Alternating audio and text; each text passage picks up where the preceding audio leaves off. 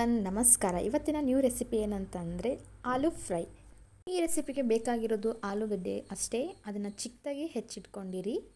ಇದಕ್ಕೆ ಬೇಕಾಗಿರೋವಂಥ ಮಸಾಲ: ಗರಂ ಮಸಾಲ, ಕಾಳು ಮೆಣಸಿನ ಪುಡಿ, ಉಪ್ಪು, ಅರಿಶಿಣ, ಖಾರದ ಪುಡಿ, ಬೆಳ್ಳುಳ್ಳಿ ಶುಂಠಿ ಪೇಸ್ಟ್, ಹಾಗೆ ಸ್ವಲ್ಪ ಸಾಂಬಾರ್ ಪೌಡರ್, ಮೈದಾ ಹಿಟ್ಟು, ಆಮೇಲೆ ಗಟ್ಟಿ ಮೊಸರು, ಸ್ವಲ್ಪ ಅಕ್ಕಿ ಹಿಟ್ಟು. ಈ ಮೂರು ಕೂಡ ಮೇನ್ ಬೇಕಾಗಿರೋದು. ಮಸಾಲ ಎಲ್ಲ ಮಿಕ್ಸ್ ಮಾಡ್ಕೊಳ್ಳೋಕ್ಕೆ ಒಂದು ಪಾತ್ರೆ ತೊಗೊಳ್ಳಿ. ಫಸ್ಟ್ ಆಲೂಗಡ್ಡೆನ ಹಾಕ್ಕೊಳ್ಳಿ. ಅದಕ್ಕೆ ಮಸಾಲ ನಾವು ತೆಗೆದಿಟ್ಕೊಂಡಿರೋದನ್ನು ಫಸ್ಟ್ ಹಾಕ್ಕೋಬೇಕು.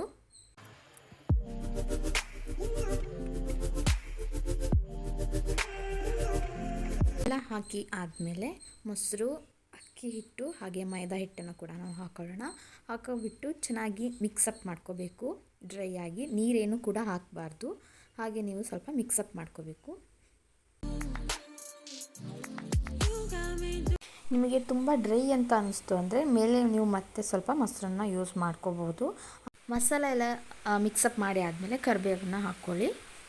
ಮಸಾಲನ ಮಿಕ್ಸ್ ಮಾಡುವಾಗಲೇ ನೀವು ಆಯಿಲನ್ನ ಕಾಯೋಕ್ಕೆ ಇಡಬೇಕು. ಅದಕ್ಕಾದಾದಮೇಲೆ ಒಂದೊಂದೇ ಆಗಿ ಹಾಲನ್ನು ನೀವು ಅದರಲ್ಲಿ ಎಣ್ಣೆಯಲ್ಲಿ ಬಿಡ್ತಾ ಬರಬೇಕು.